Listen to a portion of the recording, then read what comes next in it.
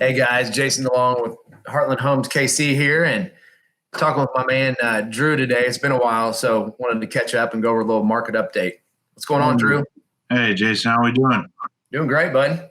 Awesome. Well, I appreciate you having me on. Like you said, it's been a while since we've been able to do one of these, so it's definitely a great day today. You know, NFL's kicking back off, so excited for that. But with that being said, let's dive right into the Kansas City market.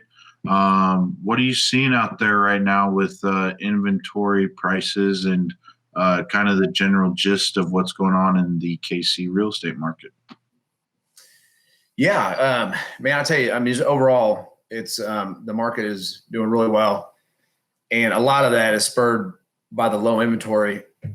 We're starting to see a little bit of a fall rush. More homes coming on right now, which I think was really our spring rush that we didn't get because of the whole stay-at-home, COVID order. And it's starting to drive prices up. Really, this whole year, prices have been kind of creeping up a little bit. Supply and demand for the most part. So it's tough for a buyer in this market right now, just having to compete with multiple offers and really write contracts or offers on quite a few properties before they get one. And a lot of offers are going over list price. So, but it's a great time to be a seller in this market. Yeah, based on what you're saying, I would agree. So, with that being said, obviously we're looking at kind of the seller's market.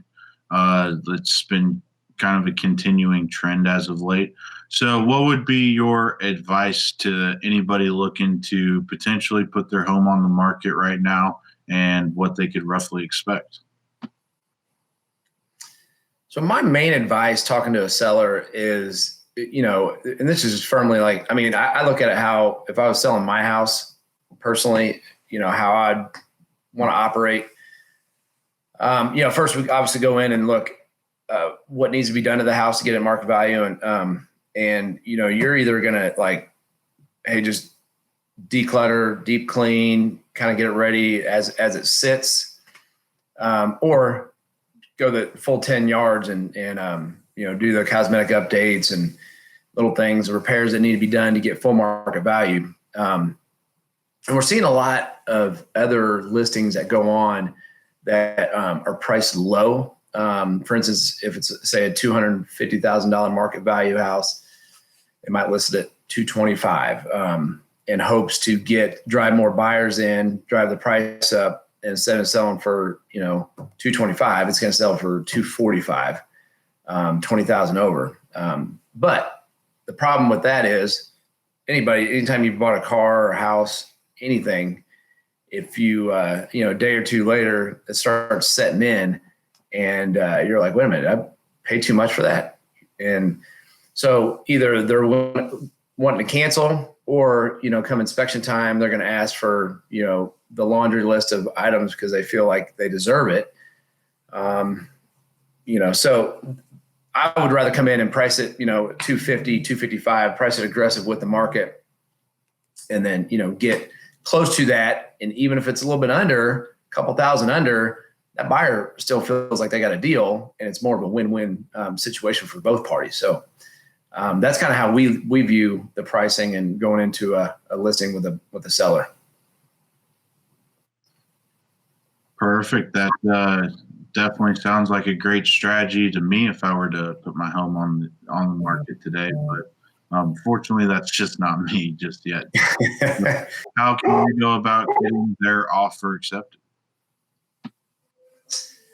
That's a good question. I mean, it just depends on a lot of things. I mean, every buyer is a little bit different in their financing, whether it's FHA, conventional. But you really tell them to go in with their best foot forward, because usually you could throw an offer out there and then maybe get a counter offer and kind of play that game. But right now you're really not. I mean, you're not at that advantage. So go in with your best foot forward, and really, before we even get in the car, we're looking at financing and making sure that's as strong as you can make it, whether they need closing costs or the down payment. Sometimes it's better to just wait, save up a little bit more money, or wait for your taxes to come back so you have a higher down payment. So just getting that strongest offer, going in, best foot forward.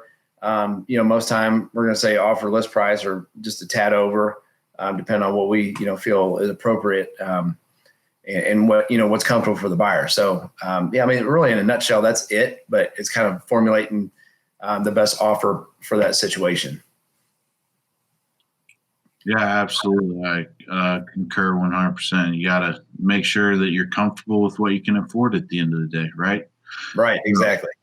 With that being said, Jason, just any other noteworthy things of what's going on in the KC real estate market that we should be aware of?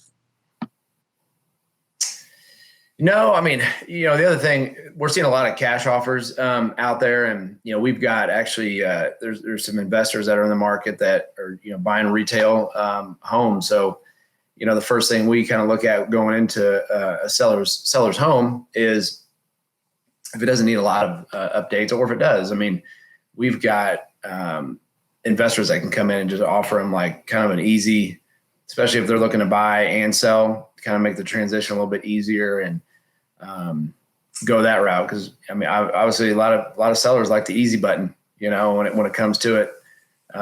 So that's one thing that we definitely throw out there and offer to our sellers, out the gate. And then if that's not the best option for them, we'll go look at kind of full retail. So that's my advice. All right, perfect. Yeah, the investors that's always an option if you decide to go that route. So that really wraps it up for my questions today, Jason. I appreciate you having me on as always. You bet. Thanks, Drew.